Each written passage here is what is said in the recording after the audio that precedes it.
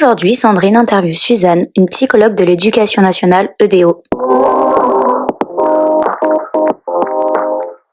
Bonjour Suzanne, pouvez-vous m'expliquer votre métier?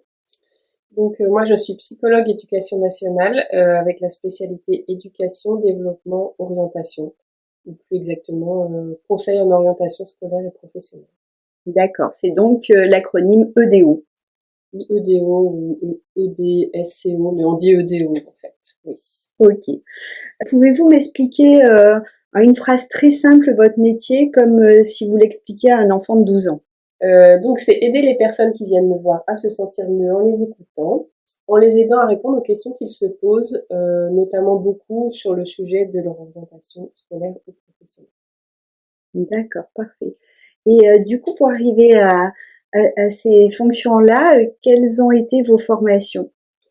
Donc, pour être psychologue éducation nationale, il faut avoir un master de psychologie et ensuite avoir une formation de 1 an auprès de l'université et de l'INSPE. Mais moi, j'ai fait la formation qui à l'époque durait 2 ans après une licence de psychologie. Enfin, bon, j'avais un master, mais sinon, le niveau licence suffisait avant. Il y avait une formation de 2 ans. C'est quelque chose qui a changé il y a 4-5 ans. D'accord, Maintenant, il faut un master de psychologie, quelle que soit la spécialisation. d'accord, ok. Très bien. Et auparavant, quelles ont été vos expériences professionnelles? Alors, c'est vrai que pour moi, la psychologie, c'était une reconversion. Donc, j'ai repris des études autour de 30 ans par correspondance. Et avant, j'avais fait des études scientifiques et des métiers autour de l'ingénierie. Donc, c'est vrai que il s'agissait pour moi d'une reconversion. D'accord, ok. Ouais. Et vous avez ensuite obtenu du coup votre licence de psychologie, une année qui vous a permis d'ensuite aller en formation, c'est ça? Alors du coup non, parce que maintenant c'est comme ça, il faut un master et il y a une année de stagiairisation. Moi à l'époque, j'avais un master 1, mais le niveau licence suffisait. Il faut passer le concours, bien sûr, on rentre pas en formation comme ça, puisque quand on passe le concours, ça veut dire que on va être fonctionnaire par la suite et on est formé à ce moment-là. Et du coup, j'ai fait une formation de 2 ans qui donnait le diplôme qui s'appelait le DECOP. Alors du coup, j'ai un truc, DECOP, diplôme. Bon, bref. Le DECOP. DECOP, c'était conseil d'orientation psychologue, diplôme d'État, bien sûr, Bien voilà. sûr. Diplôme d'État. Voilà. Et du coup, aujourd'hui, dans quel lieu exercez-vous votre activité? Donc, il faut préciser que les psychologues éducation nationale EDO, ils travaillent auprès d'un public scolaire, collège et lycée, et auprès aussi d'un public adulte. Mais parce qu'il y a aussi les psychologues, donc EDA, éducation, développement et apprentissage, qui travaillent dans les écoles primaires. D'accord. Donc voilà, donc, moi je suis EDO, je suis affectée à un centre d'information et d'orientation, où j'ai aussi du public que je reçois, et j'ai des permanences dans des établissements scolaires, collège ou lycée. D'accord. Et du coup, vous avez collège, lycée? Là, oui, actuellement, depuis plusieurs années, j'ai un collège, un lycée et le CIE. D'accord. Et vous êtes dans quel département? Dans la Drôme. Ok. Et du coup, ce sont des établissements ruraux, semi-ruraux, plutôt Donc oui, il y a du rural et des petites villes, quoi. Voilà. d'accord. Dans la Drôme, on n'est pas sur des grosses villes, et puis effectivement, il y a des établissements ruraux aussi. D'accord, Ouais. ok. Donc c'est assez diversifié. Tout à fait. Ok. Pour préciser le public, vous l'avez déjà dit, hein, avec lequel vous travaillez, mais en fait, du coup, vous avez un panel assez large finalement. C'est de l'entrée au collège. Oui, c'est depuis au niveau des scolaires ou des enfants plutôt. C'est les préados, les ados, donc les collégiens, les lycéens. On voit aussi des étudiants, puisque dans les lycées, il peut y avoir des élèves des étudiants de BTS. Et puis au CIO, au centre d'information d'orientation, c'est vraiment tout public, mais c'est vrai que on voit pas des élèves plus jeunes que collégiens. Ça n'aurait pas trop de sens. Mais il peut y avoir du coup des adultes. Par contre, il y a des adultes, oui. adultes en reconversion professionnelle, et puis les familles aussi, bien sûr, parce que aussi les parents. Très bien. Et si vous pouviez expliquer vos missions, les prioritaires, parce que je sais qu'il y en a beaucoup. Alors, j'ai pas relu notre référentiel de mission récemment. Je sais qu'il y en a beaucoup, mais en gros, au quotidien, on est sur des missions à la fois d'être proche des élèves et des familles et des consultants qui viennent. Donc, on travaille avec eux sous la forme d'entretien. Donc, voilà, c'est les personnes qui prennent rendez-vous et on travaille sur leurs demandes. On travaille avec eux. Mais c'est aussi un travail avec les équipes éducatives, pédagogiques, pour être en lien et faire du conseil technique, travailler ensemble, éventuellement faire des séances auprès des élèves. Ça va être travailler auprès des équipes sur le climat scolaire, sur le bien-être dans les établissements, avec participation à diverses réunions qu'on appelle cellules de veille, au groupe de prévention contre le décrochage scolaire. Donc ça, c'est avec les équipes éducatives. Et aussi, on travaille entre collègues au niveau du CO de Valence, puisqu'on a des réunions régulières pour pouvoir partager nos pratiques et puis se donner des informations, réfléchir à nos manières de travailler. Et puis, il y a beaucoup de choses à savoir sur le système éducatif, sur le système d'orientation, d'affectation de l'éducation nationale, parce que finalement, on va aussi être les experts là-dessus dans les établissements scolaires.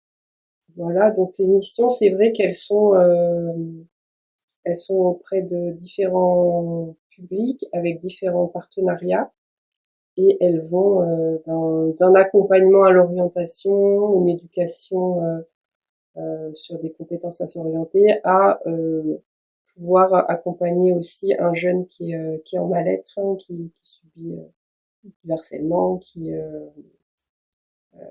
voilà, qui peut avoir aussi des moments de grosse souffrance psychologique. Donc on peut être un premier interlocuteur qui leur permette de s'exprimer avant de rediriger vers des aides extérieures. Oui, en fait, c'est là où toutes vos compétences de psychologue, tant pour l'orientation, le questionnement, que la difficulté psychique ou la souffrance, va apporter sa plus-value pour avoir un regard de psychologue et orienter, puisque vous êtes dans le repérage et de l'accompagnement vers une structure de soins extérieure si nécessaire. Oui, ça peut. Oui, parce que de toute façon, on ne peut pas s'occuper des élèves de cette manière-là. De manière, on peut voir des élèves plusieurs fois. Il y a un élève qui a besoin de soins. On n'est pas là pour ça. Pas vraiment. Très bien, merci. Quant à vos conditions de travail, comment fonctionne la hiérarchie dans votre organisme, au sein du CIO, au sein des établissements? Alors, nous, notre supérieur hiérarchique, c'est le directeur ou la directrice du CIO. Et du coup, on a une place qui est un peu particulière en établissement, puisque les chefs d'établissement scolaire ne sont pas nos supérieurs hiérarchiques. Ce sont plus des collègues de travail. Bon, c'est vrai que on sait que c'est à eux de décider beaucoup de choses dans leur établissement. Et là, il n'y a aucun souci là-dessus. Mais on a cette petite place un petit peu à côté. Donc le supérieur hiérarchique, c'est vraiment le directeur de CIO, puis après au-dessus on a un inspecteur, une inspectrice de l'orientation. Donc la ligne hiérarchique, elle est comme ça. C'est un métier, je sais pas si ça répond à la question, mais en tout cas c'est un métier où on a beaucoup de liberté de ce côté-là. On fait quand même, on pratique de la manière dont on souhaite pratiquer. Et puis de toute façon, ça correspond aussi à notre code de déontologie de psychologue, de choisir nos outils et d'intervenir comme on pense être le mieux avec les compétences que l'on a. Donc ça, c'est c'est un métier où on se sent quand même assez libre. Et en contradiction, on a quand même un calendrier très strict parce que c'est le calendrier éducation nationale. On est obligé de s'y plier. Ça ne veut pas dire seulement les jours, les horaires, hein, c'est le calendrier de l'orientation qui se joue pour les élèves de troisième, les élèves de seconde. Voilà, on est sur plein de phases à respecter et des dates à transmettre, à respecter toujours. Et ça, c'est ce qui est vraiment le plus contrôlé. Parce que pour le reste, on est assez libre. D'accord, très bien. Et en termes de conditions de travail, les moyens mis à votre disposition, votre environnement de travail, comment pourriez-vous les caractériser, ces conditions de travail? Donc les conditions de travail, elles peuvent être variables parce que c'est vrai que comme on est sur plusieurs établissements, on n'est pas toujours là. Donc c'est parfois un défaut. Et ça fait qu'on n'est pas toujours considéré. C'est pas qu'on n'est pas considéré, c'est pas ça. Mais en termes de la place qu'on peut avoir, les locaux qu'on peut avoir, les bureaux qu'on peut avoir, le matériel qu'on peut avoir, il y a quand même pas mal de fois où il faut un petit peu faire sa place. Ça ne vient pas tout seul du fait de notre présence qui va être un jour par semaine, un jour et demi par semaine, voire 2 jours au grand maximum. Donc au niveau des conditions, en fait, faut les acquérir. Voilà. Après, au niveau des CIO, ça c'est pareil, c'est un petit peu variable en fonction des moyens qui sont alloués. On va dire que c'est un petit peu là où les choses sont plus difficiles dans ce métier parce qu'on a beaucoup de liberté, on a beaucoup de travail en partenariat, on a le support de nos collègues, on voit régulièrement au CIO, mais les conditions matérielles, elles peuvent être fluctuantes. Je comprends. Pouvez-vous nous décrire le déroulement type d'une journée? Alors, le déroulement type d'une journée, ça va être quand même beaucoup des rendez-vous. Après, il n'y a pas forcément que des rendez-vous parce qu'il y a aussi des réunions, il y a des concertations, il y a des séances collectives qu'on peut animer. Mais le rendez-vous individuel, ça va être quand même la trame de base. Voilà. Donc, ça peut être jusqu'à 6 ou 7 par jour. D'accord. Ça peut être moins. D'accord. Si vous deviez me décrire, par exemple, la journée d'hier ou la journée, je sais pas, de vendredi, comment pourriez-vous me la décrire chronologiquement? Donc la journée d'hier, c'était une journée au CIO de Valence. Donc c'est une journée où j'ai eu peu de rendez-vous. D'habitude, on en a 3 le matin, 3 l'après-midi. Là, je crois que j'en ai eu 2 le matin et 1 l'après-midi. Donc c'était une journée avec moins de rendez-vous. Donc j'en ai eu un à 10h, un à 11h et après un à 14h30. Voilà. Celui à 14h30 était particulier. Ça devait être un rendez-vous avec 2 autres personnes. C'est ce qu'on appelle les rendez-vous tripartites qu'on fait parfois au CIO pour des élèves qui sont déscolarisés. Voilà, qui sont déscolarisés. Et du coup, on fait un entretien à 3 avec une personne qui travaille à la mission locale, qui s'occupe des jeunes décrochés, et avec une personne de la mission de lutte contre le décrochage scolaire, qui s'occupe de la prévention. Voilà, mais on n'était que deux. Il n'y avait que la personne de la mission de lutte contre le décrochage scolaire, finalement. Voilà, c'est des choses qu'on peut avoir aussi de manière récurrente des rendez-vous de ce genre. D'accord. Et en collège, par exemple, une journée en collège, c'est comment? Alors, une journée en collège, du coup, le vendredi dernier, c'était ma dernière journée en collège. Il y avait le cross du collège le matin. C'était très particulier, encore une fois. J'ai quand même vu une maman, parce que le matin, du coup, je pouvais voir aucun élève. Tout a été annulé. Et j'ai vu une maman qui est venue pour... Alors, c'était qui cette maman? Alors moi, j'oublie beaucoup. Je suis désolée, du coup, c'est pas terrible. Pour des questions là d'orientation, est-ce que sa fille pouvait faire une troisième dans un autre établissement pour se préparer à la voie professionnelle. Donc, il s'agissait vraiment de pouvoir expliquer à la maman ce que c'était, qu'on puisse parler de ce qu'elle pensait de sa fille, de ce qu'elle voulait faire. Moi, c'était une enfant que j'avais déjà vue. Donc, ça complétait en fait le travail que j'avais fait avec la jeune fille. Et puis l'après-midi, c'était 2h30. Oui, l'après-midi, elle a été bien remplie. Je crois que j'ai eu 4 rendez-vous, dont un avec des parents. Donc voilà, c'est quand même souvent ça. C'est les rendez-vous. C'est quand il y a des choses qui s'annulent ou qu'il y a pas de rendez-vous, c'est traité aussi toute la correspondance informatique parce qu'on échange beaucoup avec les professeurs par mail pour leur faire des retours. C'est vrai que c'est pas facile ça, le fait de travailler sur plusieurs lieux, parce que quand on part du lieu, il faut pas oublier qu'il y a des personnes qui ont besoin d'un peu de savoir qu'est-ce qui s'est passé avec tel élève.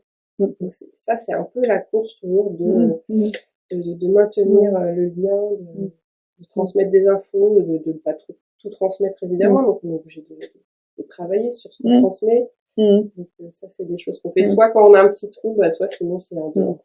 D'accord. Et en établissement scolaire, au-delà des entretiens, orientation ou difficultés ou souffrances psychiques, on a du coup les réunions dont vous nous parliez, les GPDS. Oui, les GPDS, donc ça c'est au niveau des lycées. C'est des réunions pour discuter des élèves qui seraient en train de décrocher, pouvoir les repérer, pouvoir décider en équipe ce qui pourrait les aider, quel accompagnement ils pourraient avoir.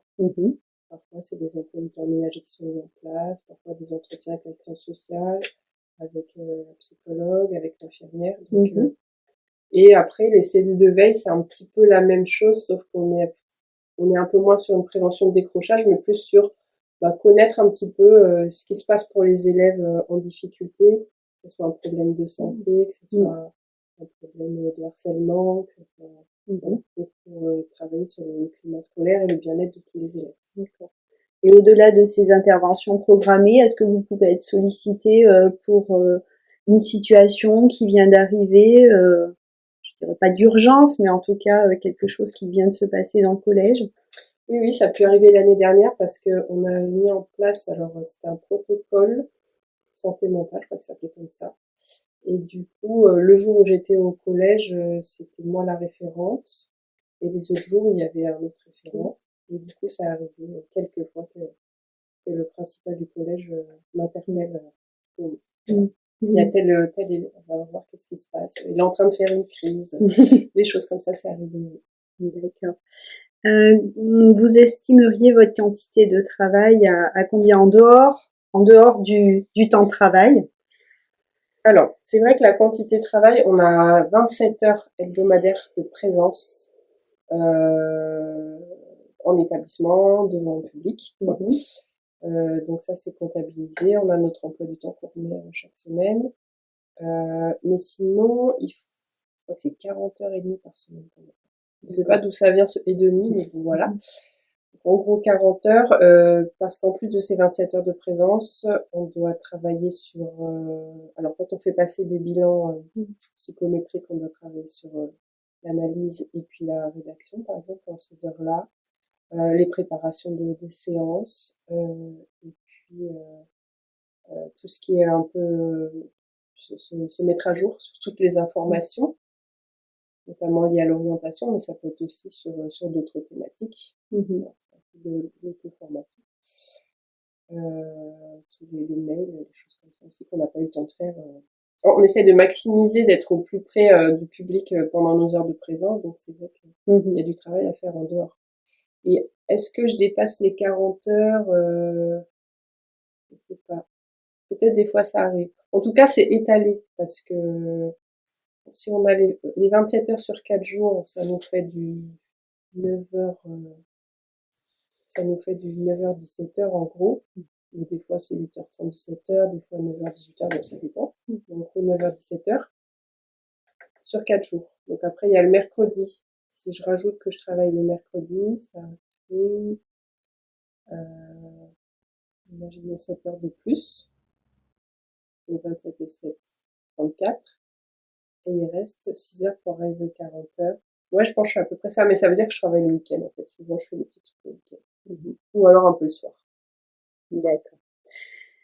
En termes d'outils dans votre pratique, quels outils utilisez-vous? Alors, en termes d'outils, donc on a des outils plus soit psychopédagogiques ou donc on a des outils de faire des bilans psychométriques. On a un peu des outils un peu psychopédagogiques pour faire travailler les élèves sur la confiance en soi, l'expression des émotions, la construction du projet d'orientation. Ça peut être... Il y a beaucoup des photolangage, des cartes, et sinon les outils classiques comme le WISC, la brief, qui est aussi un questionnaire sur l'autonomie des élèves, la construction de leur autonomie. Il y a des outils qu'on peut utiliser qui sont disponibles en ligne, comme des échelles de dépression, comme des échelles sur avoir un premier aperçu de plus tard un bilan TDA, TDAH. Voilà, on a quelques outils comme ça. Après, chacun les utilise un petit peu à sa convenance. L'outil vraiment institutionnel pour les bilans, c'est le WISC, donc c'est une échelle d'intelligence qui est souvent demandée par la maison du handicap ou par des commissions pour des orientations. Voilà. Après, on a les outils orientation, donc ça c'est des brochures, c'est des sites internet, c'est vrai qu'il faut se mettre à jour sur tous ces outils numériques aussi, pour pouvoir apporter le plus d'aide possible et la plus pertinente possible. Donc des outils numériques, des outils papier. Voilà. D'accord. Et les partenaires avec lesquels vous travaillez, ce sont lesquels? Alors ça dépend ce qu'on entend par partenaire. Avec qui vous travaillez le plus souvent. Dans les établissements scolaires, du coup, travaille avec. Ça dépend un peu comment ça s'organise dans l'établissement, mais on peut travailler avec l'infirmière, l'assistante sociale, les professeurs documentalistes là sur le lycée où je travaille, notamment parce que on est très proche du CDI et que elles prennent nos rendez-vous, c'est elles qui prennent nos rendez-vous auprès des élèves. Même au collège, la professeure documentaliste, elle fait des nombreuses séances avec moi. Les professeurs principaux, ce sont des partenaires de travail pour échanger sur les élèves, les CPE, en fait toute l'équipe des collèges et lycées. Hein. Et après, il y a des partenaires extérieurs. Ça peut être la maison des adolescents, de la maison des adolescents. Ça peut être des éducateurs de prévention, ou des éducateurs des centres sociaux, centres médico-sociaux. On va être plutôt sur ce genre de partenariat. Je ne sais pas si vous peut-être. On voit l'idée en tout cas. Ouais. Concernant votre perception de ce métier, avant de l'exercer, comment le perceviez-vous? Et aujourd'hui, comment le vivez-vous? Qu'est-ce que vous en pensez de cette perception antérieure? En fait, j'ai commencé ce métier comme contractuel quand je faisais mes études de psychologie. Et j'avais pas une grosse perception en fait. Mais je me suis dit, je vais essayer, puisque on retrouve des psychologues pour ce métier, et je vais découvrir. Après, je pense que ma perception elle a pu évoluer pendant ma formation, quand j'ai vraiment fait la formation pour la titularisation, et après. Puisque avant cette formation, moi j'avais été un petit peu mise dans ce travail sans qu'on me dise grand-chose. Et du coup, ça donnait l'impression qu'il fallait être une personne qui arrivait à répondre à toutes les questions des personnes, des intervenants, des consultants sur l'orientation notamment. Et petit à petit, j'ai découvert que c'était beaucoup plus riche que ça. Et avec la formation, je me suis beaucoup plus positionnée comme vraiment psychologue de l'orientation et psychologue en fait. Donc et pourtant, je le savais quand j'ai postulé qu'ils demandaient des psychologues, mais il y a quelque chose qui a évolué quand même dans ma vision en pratiquant. Et en ayant eu aussi la formation. Très bien. Comment décririez-vous les avantages de cette profession? Donc les avantages, peut-être je l'ai dit un petit peu tout à l'heure, mais je trouve qu'on on a une grande liberté de faire son métier comme on le souhaite avec les orientations qu'on souhaite. Au niveau de la hiérarchie, c'est vraiment pas pesant du tout. On est vraiment libre.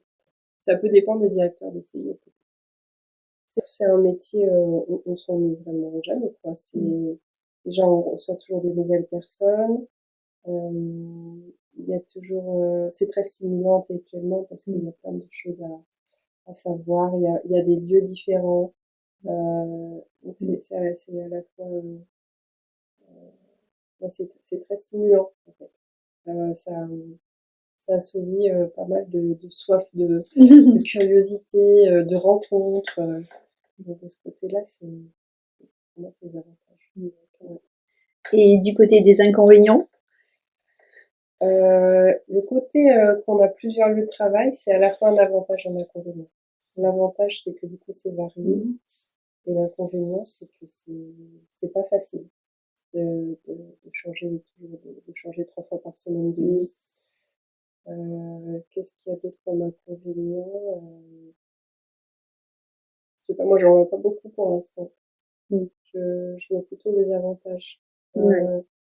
L'inconvénient, ça va être plutôt non, mais parfois on n'est pas forcément super à l'aise avec le fait que on maîtrise absolument pas l'affectation.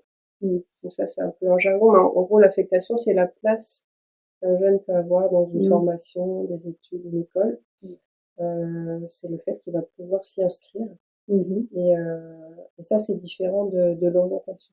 Nous on travaille sur l'orientation, c'est-à-dire sur les choix, sur découvrir ce qu'on aime faire, sur connaître les possibilités, sur se connaître soi.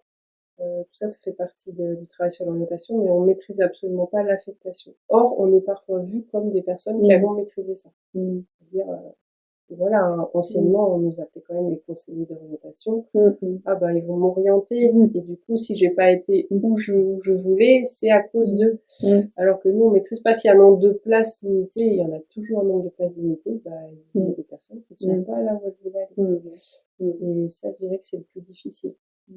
À la fois parce qu'on n'est pas perçu comme n'ayant pas la main là-dessus, forcément, alors qu'on l'a pas. Et à la fois parce que ça fait un petit peu mal aussi de faire des fois tout un travail avec un jeune et de voir qu'il n'a pas ce qu'il voulait. D'accord. Et est-ce que vous décririez ce métier comme source de stress, de pression, manque de reconnaissance? Oui, bah, le manque de reconnaissance lié à l'incompréhension de ce qu'on fait, du métier. Le psychologue, on se demande toujours un peu ce qu'il fait. Bon, il écoute, soit. Est-ce bien utile? Donc oui, il faut pouvoir être droit dans ses baskets pour se dire bah oui, je sais ce que je fais. Parce que ça va être souvent mis en doute. Qu'est-ce que vous faites vraiment? Ou alors on va recevoir un peu des injonctions qu'on ne va pas suivre, hein, mais genre bah, il faudrait l'orienter par-ci ou dire cela. Voilà, donc suivre sa déontologie, c'est tout un travail. Oui, parce que ce que vous décrivez, c'est une forme de pression. Alors, on peut le vivre comme une forme de pression. On peut le vivre comme une forme de pression, de demande. Bah là, il faudrait lui faire tel test.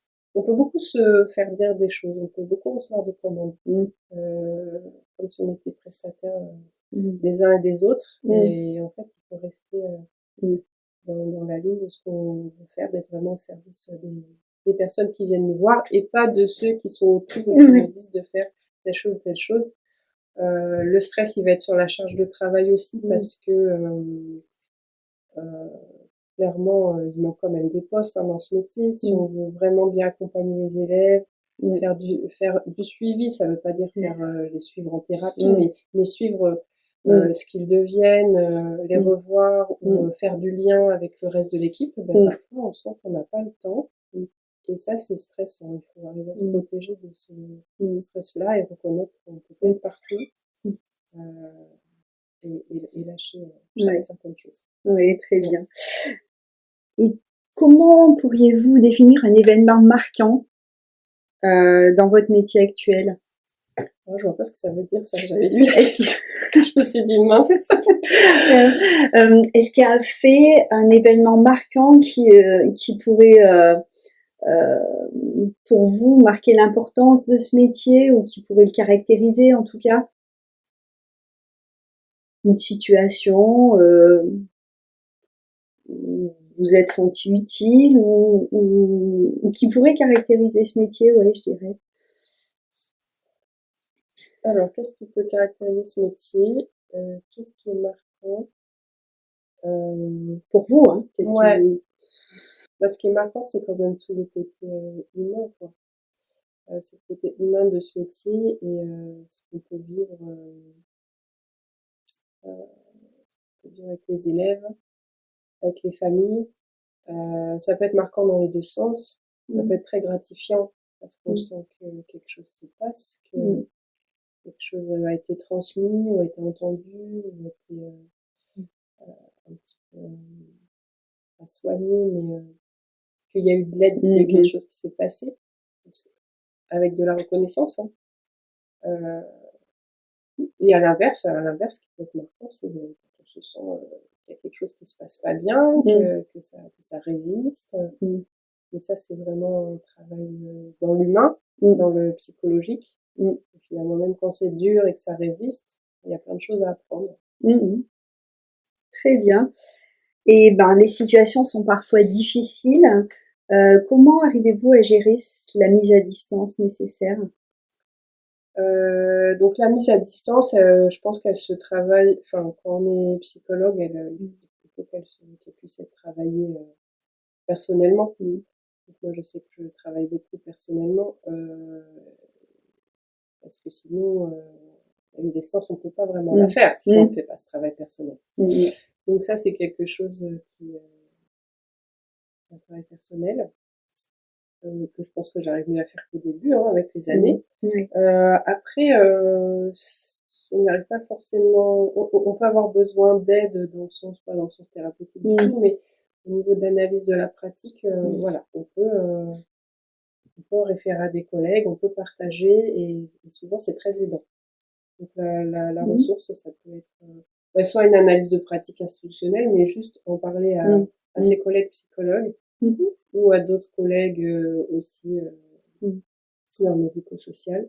Effectivement, ça permet après mise à distance parce qu'on dépose la parole, on dit voilà, j'ai vécu ça, et ça aide. Et c'est là où les temps d'échange au CIO avec d'autres psychologues de l'éducation nationale peut aussi être un facteur qui favorise du coup l'échange. Oui, les temps où on se voit, et même s'ils sont pas formalisés, ça peut être vraiment, on se voit dans un bureau, même dans un couloir, le fait de pouvoir parler, c'est super important. D'accord. Et du coup, au final, vous sentez-vous épanoui dans votre métier? Oui, j'ai envie de le continuer encore un petit peu, donc je pense que ça va. Ouais. Oui, il y a des moments où je peux me sentir un peu découragée, quand je trouve qu'il y a des choses qui se passent pas bien, ou que je trouve qu'il y a au niveau institutionnel des choses qui sont dérangeantes. Voilà, c'est sûr qu'il peut y avoir des moments comme ça de léger découragement. Bon, ça dure jamais trop longtemps. C'est un métier qui me donne beaucoup d'énergie. D'accord. Qui en demande, mais qui m'en redonne. D'accord. Pour l'instant, j'ai envie de continuer. D'accord. C'est donc un métier qui vous satisfait tous les jours, de pouvoir aller l'exercer. Oui, déjà dans la manière dont ça se passe, moi ça me plaît. Et puis après, je donne du sens. Moi, ça a du sens d'être dans la relation d'aide. Vous vous sentez utile? Ouais, je me sens utile. Ok. Sinon, concernant les aspects financiers, si vous souhaitez le partager, bien sûr, est-ce que vous pouvez nous dire quel est votre salaire? Alors, actuellement, mon salaire, ça doit être autour de 2300 € net par mois. Et ça a quasiment pris... quand j'ai commencé il y a une dizaine d'années, j'ai gagné beaucoup moins. Donc ça a quand même pas mal augmenté, je me dis finalement. Je pense qu'au début, je n'étais pas du tout assez payée en tout, parce que quand j'ai commencé, je m'étais à 1500 €. Là, c'était vraiment pas beaucoup. Je serais pas restée pour ça quand même, parce qu'au bout d'un moment, on a quand même besoin de reconnaissance. Pour l'instant, moi, ça me satisfait. Et pourriez-vous nous dire la raison qui vous a poussé à choisir ce métier-là? Vous nous l'avez expliqué un petit peu, hein, mais votre motivation, c'était l'aspect financier, les jeunes, d'autres critères? Alors, oui, travailler auprès des jeunes, je pense que c'était un critère, c'est quelque chose qui m'intéressait. Évidemment, travailler dans la psychologie, c'est ce que je voulais. Après, c'est vrai que je l'ai découvert par hasard parce que quand j'ai été contractuelle, c'était un petit peu pour recommencer à travailler. Et en fait, j'ai découvert qu'il y avait du potentiel pour moi dans ce métier-là. Et aussi, quand on prend des études de psychologie, je sais pas. En fait, ça c'est très personnel, mais soit on se sent d'aller assez tôt dans une branche de la psychologie beaucoup plus vers la psychiatrie, soit on se sent pas prêt. Et moi, je pense que là, j'étais pas prête, même si je trouve ça aussi super passionnant, tout ce qui est plus psychiatrique. Voilà, le côté éducation nationale, c'est plus soft. C'est différent. Et je pense que ça m'a attiré de part aussi. Très bien. Et pour finir, du coup, quel conseil donneriez-vous à quelqu'un qui aimerait exercer votre métier? Alors, conseil, les études, voilà, il faut savoir quelles études faire, évidemment. Je sais pas quel conseil je pourrais donner. Après, dans la pratique du métier, si, je crois que le plus grand conseil que je pourrais donner, c'est on n'a pas à amener une solution. Quand on a compris ça, déjà, le travail, il devient beaucoup plus profond, beaucoup plus intéressant. Et c'est pour ça qu'on va pas être remplacé par des intelligences artificielles, parce que c'est pas ça le travail qu'on fait. Très bien. Je vous remercie, Suzanne, de ce temps passé pour présenter votre métier. Bonne journée. Merci. Au revoir.